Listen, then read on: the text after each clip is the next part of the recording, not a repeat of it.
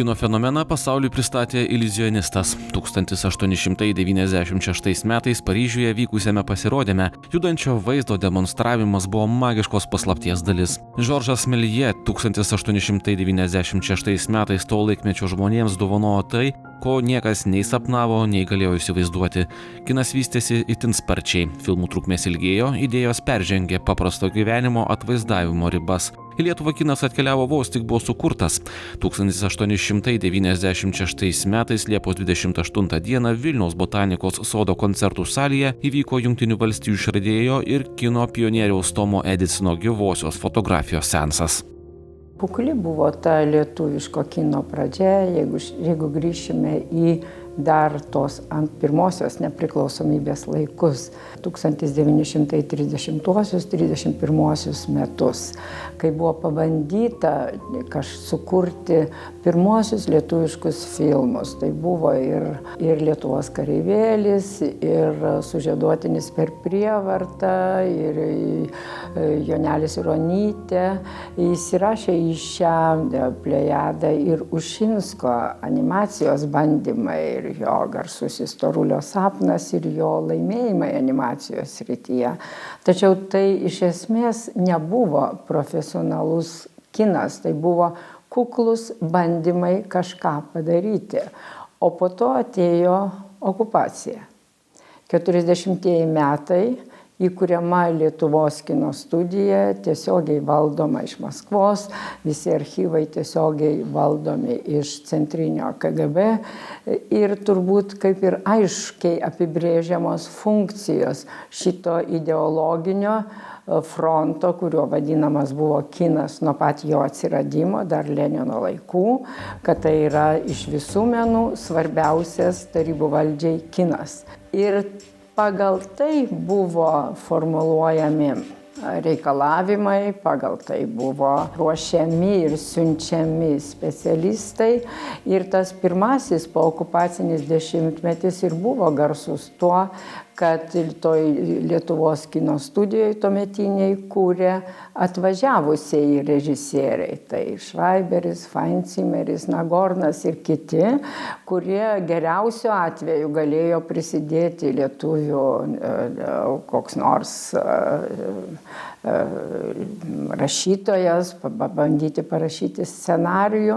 Ir iš esmės, pirmieji filmai, kurie buvo sukurti Lietuvos kino studijoje ir kurie buvo lietuvių ir režisierių ir scenaristų sukurti, tai atsirado ties 57 metų riba. Tai buvo Žydrasis horizontas Vytauto Mikalausko režisuotas pagal Lankauską ir turbūt pirmas toks rimtas pareiškimas apie save, tai 50 metais Vytauto Žalakevičiaus ir Sirijos Giros scenaristo filmas Adomas nori būti žmogum. Režimas be skrupulų keisdavo filmų pavadinimus ir nekreipė dėmesio, kad tai iš esmės keičia idėjos esmę. Cenzoriams žinoma kliūdavo ne tik filmų pavadinimai, dažnai neįtikdavo išsireiškimai scenarijuose, režisieriams ir scenarijaus autoriams nuolat tekdavo ieškoti gudrių pasiteisinimų. Apskritai filmo statymas sovietinėje filmavimo aikštelėje priminė katės ir pelės žaidimą. Susidūrimai prasidėjo nuo pat pirmų filmų. Juokingi, kartais absurdiški. Pavyzdžiui, mano pirmas kino ekranui didžiulis filmas Virto ąžuolai. Filmą priėmė, nekibo per daug, ten vieną kokį kitą kadrą reikėjo pakeisti, bet jiems nepatiko pavadinimas Virto ąžuolai. Kažkas pesimistiško labai, gal čia kažkaip reikia pakeisti. Ir ilgai galvojau tą pavadinimą, kol jie patys sugalvojo Ąžuolų lapų vainikas. Čia optimistiška, čia gražu, Ąžuolų lapų vainikas. Tai čia nuo pat pradžios. Bet žinoma, didžiausią triukšmą sukėlė, kai aš padariau 2 filmus vieną paskui kito, tai mano vaikystės ruduo ir vasara baigėsi rudenį. Dar mano vaikystės ruduo, ten aš galėjau prisidengti Masiulio monologais sakyti, kad tai Čechovas, kad aš negaliu pakeisti Čechovo, jisai kalba Čechovo tekstus. Bet vasara baigėsi rudenį, o čia pavyzdys, kaip vietinė cenzūra persistengė. Jūs turbūt žinot, kad priiminėjant filmus visuomet dalyvaudavo ne tik meno taryba visa, bet ir iš CK būtinai atstovas, iš mūsų CK. Čia va ta tokia cenzūrinė priežiūra. Ir buvo žmogus iš CK, kuris pažiūrėjęs filmą, jį apėmė siaubas, mano vaikystė ruduo. Jis pirmiausia pasakė tokias frazes stulbinančią. Ar ne per anksti jaunam menininkui atėjo ruduo? Jūs atkreipkite dėmesį į jo filmų pavadinimus. Mano vaikystės ruduo, vasara baigėsi rudenį. Tokio filmo, kurią vaizduoja šis jaunas menininkas, nėra. Tokio filmo būt negali, nes nėra tokios Lietuvos. Nebuvo, nėra ir tikiuosi niekad nebus. Tokios Lietuvos, kokią jis vaizduoja. Todėl buvo pasiūlyta filmą uždraust, nepriimt, man uždrausti išvis teisę daryti filmus kitus. Pašalint mane tiesiog, galima sakyti, nubraukt kaip režisierių. Mes kalbėjome apie Ezopo kalbą, kurią išrado režisieriai, laikydami špygą kišenėje, pasakytume taip. Nes jeigu galima buvo scenarijuose taisyti, išbraukti Dievo karvytę, nes Dievo negalima minėti, to negalima daryti, ano negalima daryti. Kaip pasakyti tai, ką tu nori pasakyti. Ir tada šitas principas, kai vienas yra minty, kitas yra potekstėj, jis vis dėlto provokavo kiną ieškoti būdų, to antrojo dugno, kuriame atsiskleistų tai, kas norima pasakyti. Nes kinas kalba ne tik žodžiais, frazės gali būti baisios ir nepriimtinos. Jos dažniausiai priklauso nuo to meto politinės pakraipos, socialinių dalykų ir gyvenimo dalykų. Tačiau jos kalba apie žmogų įvairiais laikais. Ir tai, kad lietuvių kinas visada bandė anais laikais, sovietmečio laikais, kalbėti apie praeitį pakankamai dramatišką, atverdamas tos praeities dramatizmą, nors niekas tais laikais negalėjo kalbėti apie Lietuvos okupaciją, apie cenzūrą. Galvoti, kalbėti tarpusavyje taip. Bet ne viešai. Kinas yra menas, kurį kažkas būtinai privalo pažiūrėti. Jis negali likti stalčiuje.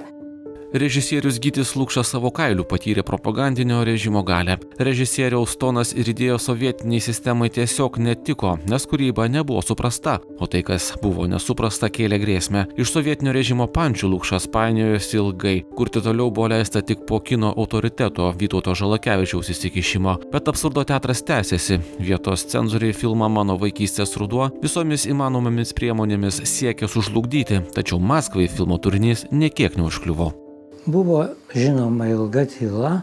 Iki šiol dėkingas esu Žalakevičiui, kuris tuo metu buvo studijos meno vadovas, kuris mane, atvirai kalbant, tą filmą išgelbėjo.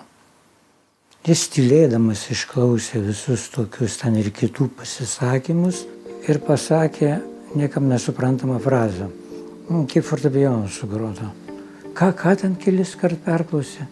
Tada jis pakartojo kelis kart, kaip fortepijonas sugrota.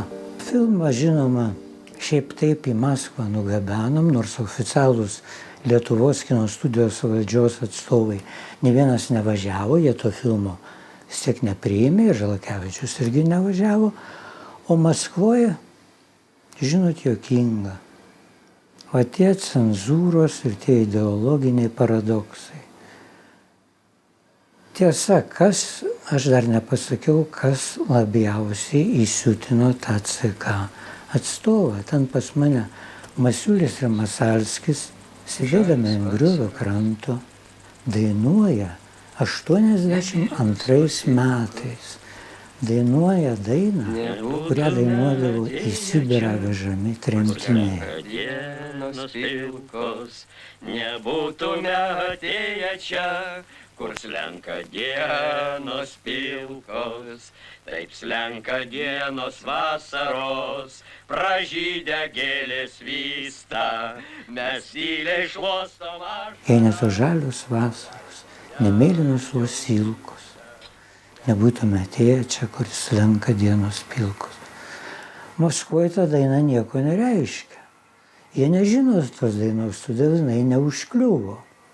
Filmą išgelbėjo Kiaulės kojos. Filme yra epizodas, kur gerdami alų užsikanda kiaulės kojom. Tai labai skanu. Daugelis ten redaktorių Maskvoje nesuprato, ką čia valgo, nes Maskvoje tai buvo absoliučiai nežinomas daiktas. Ten net alaus bokalų nebuvo, reikėdavo ateiti su savo stiklainiu tuo metu, kad pripiltų alaus rūgštaus. O, sako, jūs nežinot, Lietuvoje pas juos prie alaus kiaulės kojas duoda. Tai taip skanu. Ir viskas, jie ten visi pasijuokė ir filmą priėmė. Ir ne tik priėmė, bet jį pasiūlė visasąjunginiam tuo metu didžiausiam festivaliui. Taip tas filmas buvo išgelbėtas. Juk atsitiko taip, kad tie filmai, kurie buvo sovietmečio laikais uždrausti ir paguldyti ant lentynų, jie paskui jau tais to gorbačioviškos perestroikos laikais buvo nuo tų lentynų nuimti. Ir mes pamatėme Aleksėjaus Germano, Elemo Klimo ir kitų filmus, kurie gulėjo 10 metų ant lentynų ir jų nieks nematė. Ir kai jie buvo parodyti, paaiškėjo, koks tai buvo kinas. Ir kokia tai buvo autorinė pozicija štai šitoj nelaisvių erdvėj, kad žmogus gali būti laisvas ir kalėjime. Tai tokie, žinoma, nesinorėtų, kad tai kartotųsi, bet nesinorėtų ir tokio pasidavimo šitoms šių dienų pagundoms.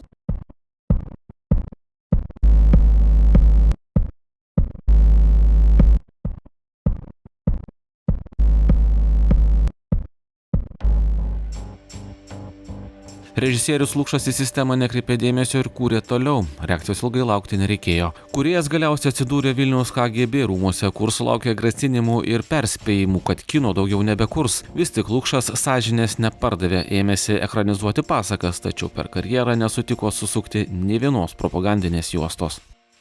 Teko susidurti keletą kartų ir vėliau, žinoma, mane nubaudė.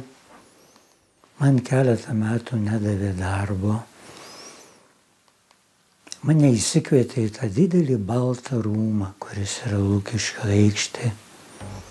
Ir pasakė, kad jie labai lengvai gali sugriauti visą mano gyvenimą. Kine, mene, kurį aš taip kantriai kūriau, taip stengiausi. Mes galim tai padaryti vienu ypu. Jeigu jūs nepakeisit savo požiūrio, jeigu jūs nedarysit filmų, va tų tarnaujančių filmų. Ir jūs žinot, aš galbūt nepadariau nei vieno filmo iš labiausiai norėtų padaryti, bet nepadariau ir nei vieno tarnaujančio filmo. Nei vieno. Ir kai jau mane visiškai įspraudė į kampą, prabėgo kokie 3 metai, aš paėmiau Anderseno pasakas. Atrinkau kai kurias pasakas, kuriuose aš galėjau tą kita kalba kažką pasakyti, kas yra aktualu. Aš paėmiau pasaką Šešėlis, kur šešėlis staiga įsivaizduoja, kad tai jis tikrasis žmogus. Kad mums viską vadovauja šešėliai. Mes paklusnus šešėliams, priversti paklusti šešėliams. Arba Nauji karaliaus rūbai, kur visi dirba, o staklės tai tuščios, kurie galų gale aprengia gražiai valdovus, karalių, o žmonės visi, ir tais laikais ypač, žmonės, kurie protavo, matė, kad karalius tai nuogas. Ir tai pasakyta vaiko lūpomis. Karalius nuogas. Karalius nuogas. Karalius iš tikrųjų ir buvo nuogas. Taip, taigi buvo keletą tokių man, bet aš sakau, aš kažkokiu stebuklingu būdu išvengiau tarnavimo.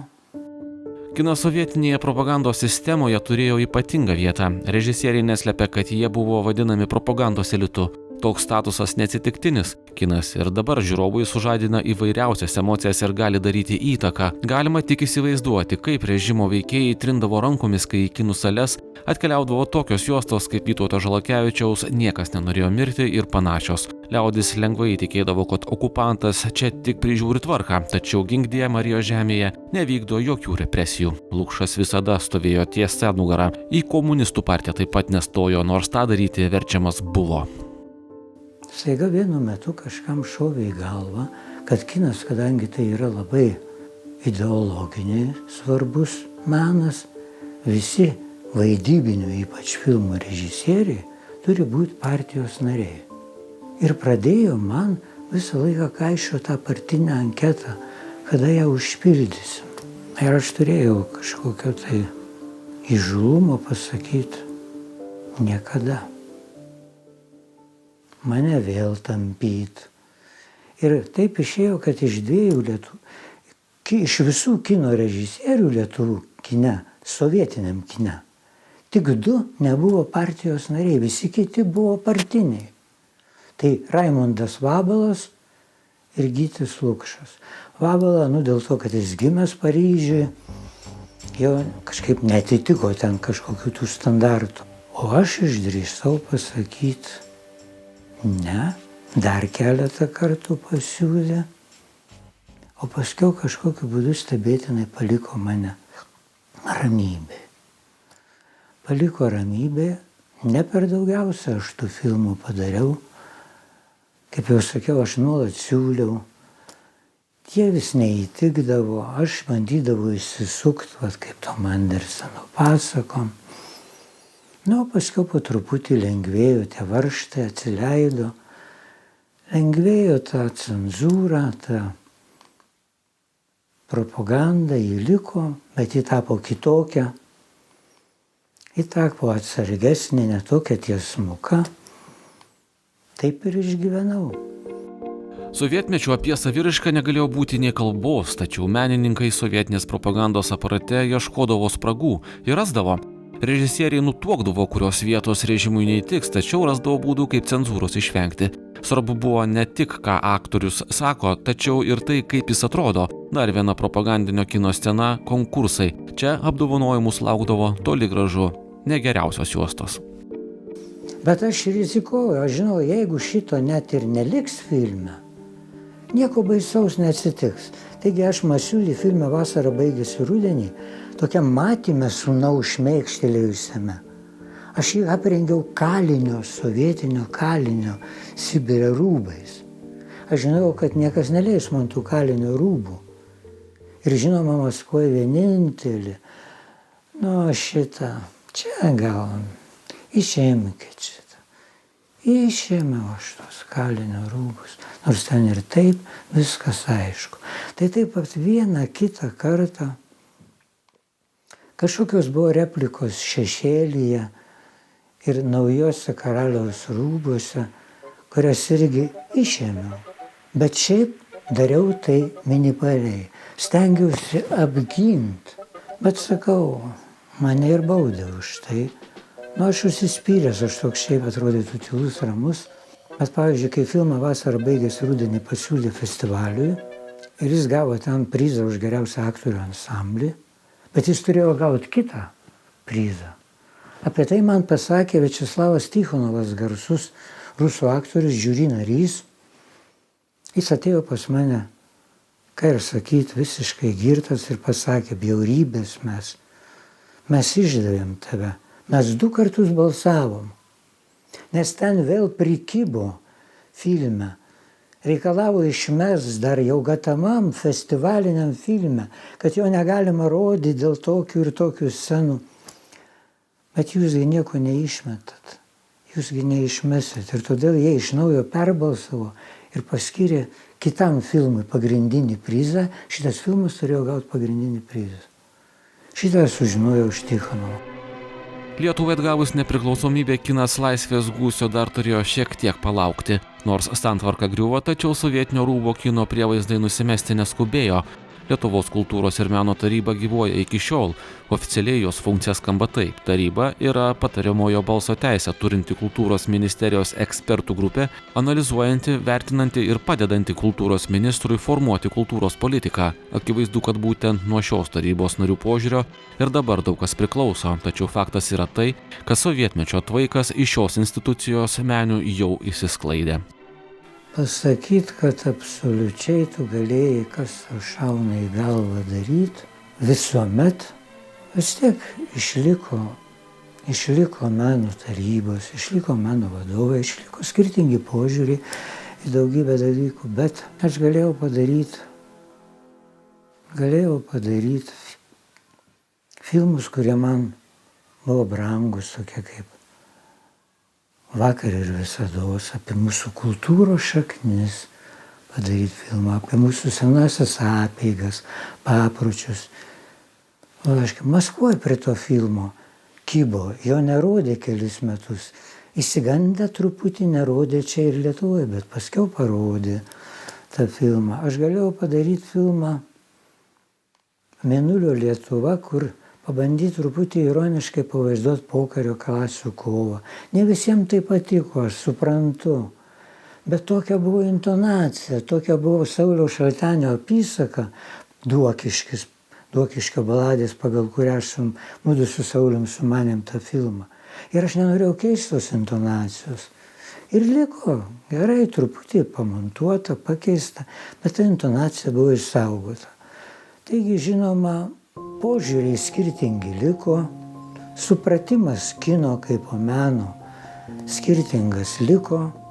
Lietuvai atgavus nepriklausomybę Lietuvos kinui iškilo finansavimo problema. Kai kurie kūrėjai pripratę gyventi iš Maskvos dotacijų sunkiai prisitaikė prie naujų sąlygų, valstybė smarkiai sumažino filmų finansavimą. Tai pradėjo populiarėti komerciniai užsienio filmai. Palaipsniui lietuviškų filmų kine apskritai neliko. Ir tik gerokai vėliau atsirado mažesnių kino studijų, vėl pradėjo burtis gabių kino kūrėjų karta. Lietuviškas kinas vėl skina apdovanojimus tarptautiniuose festivaliuose.